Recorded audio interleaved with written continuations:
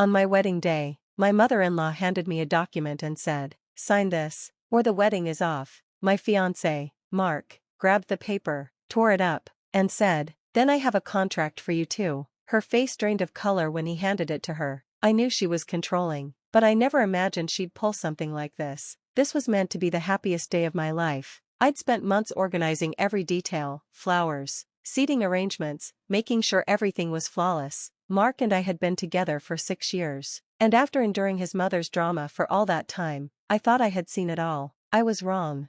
Everything began perfectly. The guests were arriving, the ceremony was about to begin, and I was in the bridal suite with my maid of honor, adjusting my veil, when the door suddenly swung open. There she was, Mark's mother, in an over-the-top blue gown, clearly designed to steal the spotlight. She held a folder in one hand and a pen in the other. Without a word of congratulations, she marched up to me, thrust the folder into my hands, and said, "Sign this, or the wedding is off." I stood there, stunned, unable to speak. My maid of honor looked equally shocked. I finally found my voice and asked, "What is this?" She crossed her arms. "A prenuptial agreement. It's to protect my son. You're signing it right now, or there's no wedding." I wasn't against prenuptial agreements, actually. I believed in them, but Mark and I had never discussed it. And now, on the morning of our wedding, to have it forced on me like this made me sick. I opened the folder with trembling hands and began reading. The terms were outrageous. If we divorced, I would get nothing, no share of what we had built together. The conditions were even worse. Any money I earned during our marriage would be considered household income and managed by Mark's family. If we had children, his mother would have full access to them whenever she wanted. I could never deny her entry to our home. And the worst part, if Mark ever wanted a divorce, I would have to leave the house, take only what I came with, and never ask for alimony. It was so absurd, I couldn't help but laugh. "You're kidding, right?" I asked, looking up at her. She was dead serious. "I'm not joking, sign it." Just then, the door opened again, and Mark walked in. He looked from his mother to the folder in my hands, his expression darkening. "What's going on?" His mother's voice was sickeningly sweet. "Oh, nothing, dear, just a little formality to protect you." She was just about to sign. Mark walked over, took the folder from my hands, and skimmed the pages. His face turned bright red with every line he read. Without hesitation, he tore the document in half, then he tore it again, and again. His mother gasped, as if he had just committed a grave crime. "Mark, what are you doing?" His voice was calm but firm. "I'm not marrying a contract, Mom, I'm marrying her." He turned to me and said, "I'm so sorry." His mother was furious. "Fine, if she won't sign, then there's no wedding." Then, to my surprise, Mark reached into his jacket pocket and pulled out another folder. He handed it to his mother with a cold look and said, "Then I have a contract for you too." Her face turned ashen as she hesitantly opened the folder. I had no idea what was inside, but the effect was immediate. She froze, her eyes darting across the pages in shock. She quickly closed the folder, clutching it to her chest. "Where did you get this?" she whispered. Mark crossed his arms. "It doesn't matter. What matters is that if you don't walk out of this room right now and let us get married in peace, every single one of those documents will be made public." For the first time, I saw true fear in her eyes. She stood there, staring at Mark, probably searching for any sign that he was bluffing, but he wasn't. Without another word, she turned and stormed out of the room, clutching the folder. I turned to Mark, still in shock. What was in that contract? He ran a hand through his hair and exhaled, "Leverage." My maid of honor nervously laughed. That was some serious drama. But drama didn't even begin to cover it. Still, I had no idea what was in that folder. So, just before we walked down the aisle, I asked him again, what was in it? He met my gaze and said, "Everything she never wanted anyone to know." And that was just the beginning. The ceremony went on without a hitch. We said our vows, exchanged rings, and for a moment, I thought we had won. Mark had stood up to his mother, she had backed down, and we were finally married. But when we entered the reception, I knew something wasn't right. There she was, sitting at the front table like she was in charge, a glass of champagne in her hand. The moment she saw us, her eyes locked onto us. I squeezed Mark's hand. "Why is she still here?" I whispered. Mark let out a deep breath. She wasn't invited to the reception, but there she is.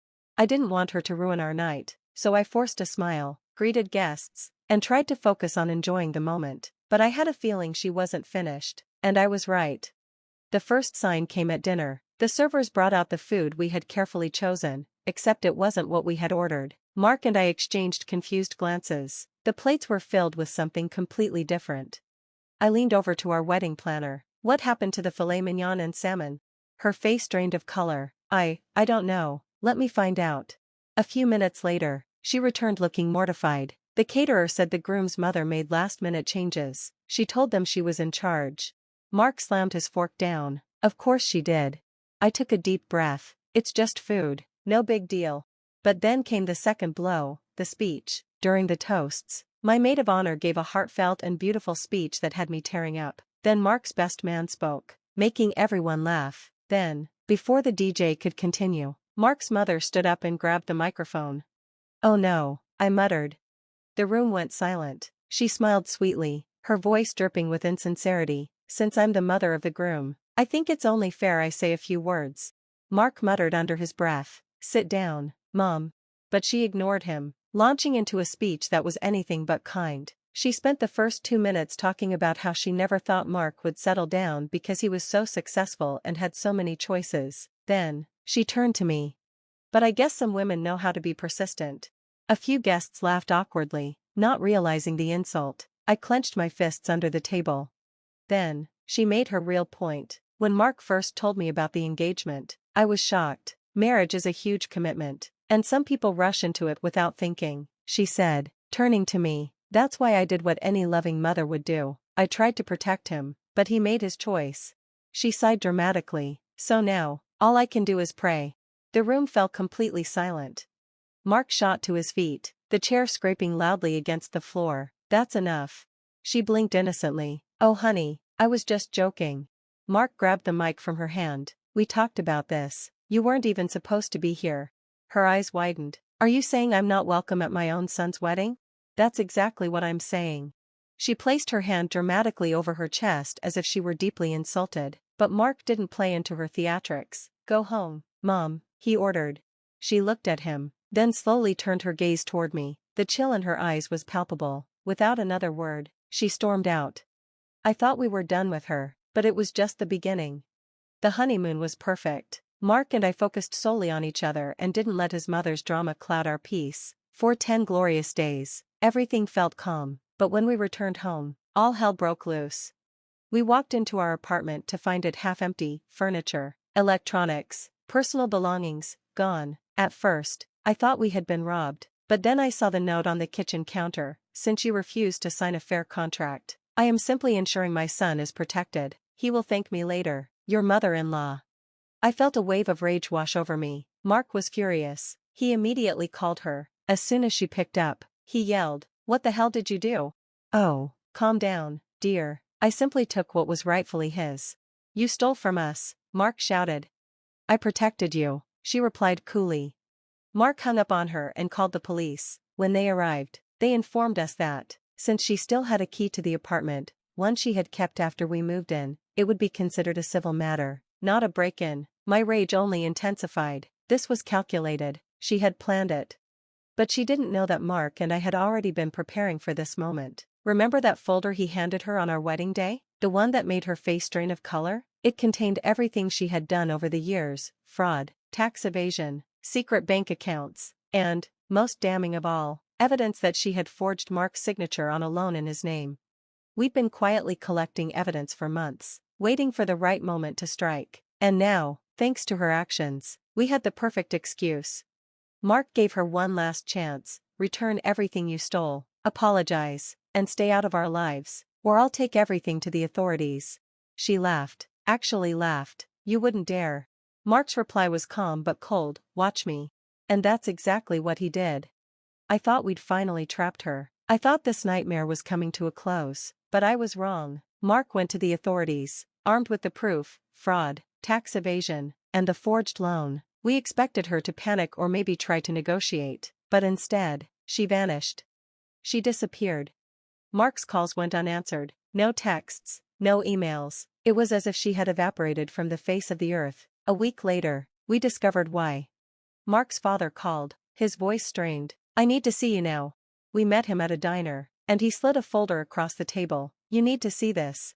Mark opened the folder. his face growing darker with every page. It was all there: bank withdrawals, property transfers, and asset sales. She had drained their joint accounts, sold off property, and disappeared with everything. His father's voice trembled. She left a note saying she was starting fresh.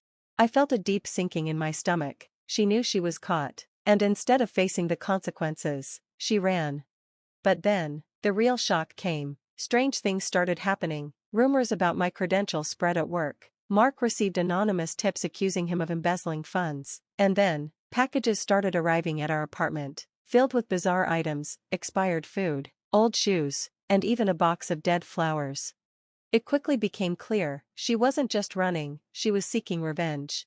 One night, Mark and I came home late. As soon as we stepped inside, something felt off. The air had a strange tension, and everything appeared in its place. Except for one detail. I found a note on my pillow. It read, "I will always be one step ahead of you."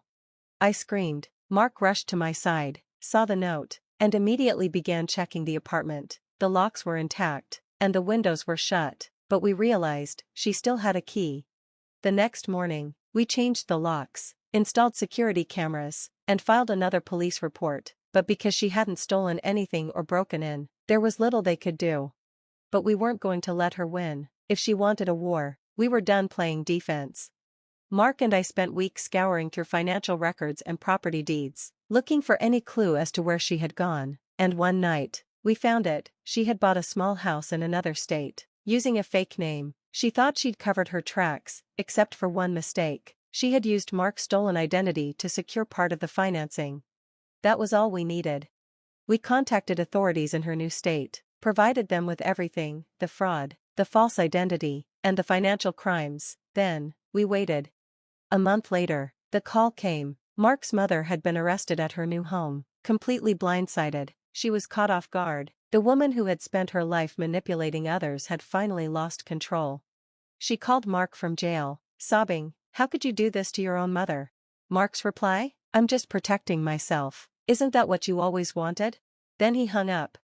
Even after her arrest, I didn't feel a sense of peace. Mark's mother had always been a force of chaos, and I kept expecting her to slip through the cracks somehow. But this time, she had gone too far. There were too many people ensuring she couldn't get away with it. We attended every single court hearing. She showed up looking frail, her hair limp and her expensive clothes replaced by cheap substitutes. But her eyes, those eyes, still held that cold, calculating look. She refused to even glance at us. Her lawyer threw everything at the wall, claiming stress, a misunderstanding, even trying the "poor abandoned mother" card. But the evidence was too overwhelming. The judge saw through her charade. She was sentenced to 6 years in prison for identity theft, fraud, and forgery. When the sentence was read, she finally locked eyes with Mark. I'll never forget what she said: "This is your fault."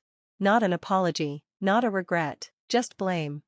Mark didn't say a word. He just watched as she was led out in handcuffs. That was the last time we saw her. And just when we thought the battle was over, there was one last move to make. While she was in prison, Mark and I worked with a lawyer to ensure she'd never have any influence over us again. We legally blocked her from accessing our finances, obtained a permanent restraining order, and, most importantly, Mark legally changed his last name. She could no longer claim him as her son. It was symbolic, yes, but it was also the final slap in her face. She had spent her life trying to control him, to make sure he would always belong to her. Now, he was free. After everything, silence settled over our lives. No more phone calls, no more manipulative guilt trips. We could finally live without fear. Mark's father, freed from her control, began traveling the world. He even found love again, a kind, wonderful woman who treated him like family. As for Mark and me, we built a life that was our own, one free from the chaos she had caused. Years later, Mark received a letter from a prison in another state. Without even opening it, he tossed it into the fireplace. Then, he looked at me, smiled, and said, "Some contracts aren't worth reading." And that was the end of it. For good. Thanks for watching. See you in the next video. Stay stunned.